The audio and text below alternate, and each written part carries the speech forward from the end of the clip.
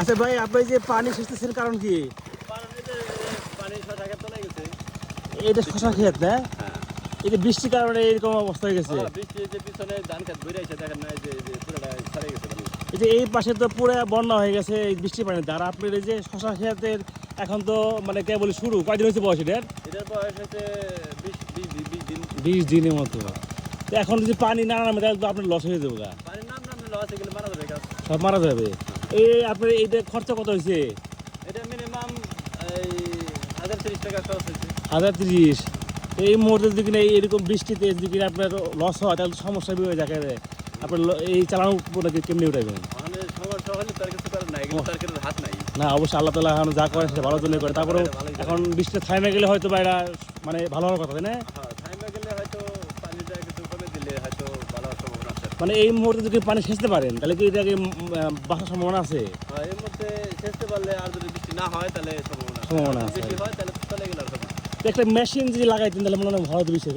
অল্প সময়ের ভিতরে এটা ওই যে ওই পাশে যেমন বেগুন খেতে ওই বেগুন খেতে করতেছে, পানি সেচতেছে যেমন। ওইটাই তো মনে করছে ব্যাপক পরিমাণ পানি তো।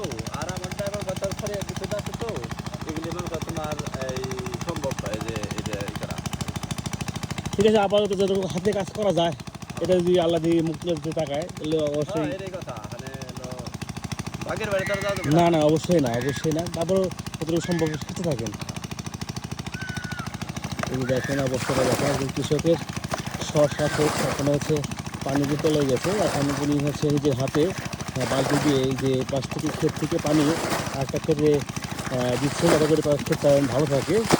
কিন্তু কতটুকু এটার সফল আসবে ঠিক বলা যায় না, তবু কৃষকের চেষ্টা তো করতেই হবে। আর পরিমাণ টাকা এখন সে কিন্তু এখানে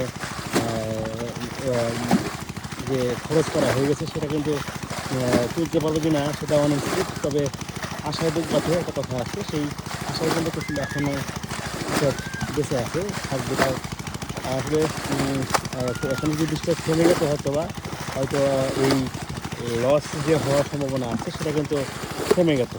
এই যে জমিটা কিন্তু একেবারেই পানিতে ডুবে গেছে। আর গাছগুলো খুবই ছোটো, যদিও এখন ভালোই আছে। হয়তো বেশি দুদিন থাকে যদি হয় পানি আটকে থাকলে পরে গাছগুলো হয়তো মারা যাবে।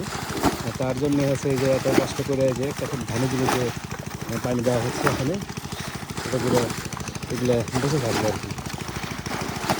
আশা করি আল্লাহ তাআলা যেন সবাইকে প্রভাবিত করে এবং কি সবার পক্ষে যেন হাসি ফোটায় সে আশা ব্যক্ত করি। সবাই কিছু পরিমাণ দোয়া করবেন।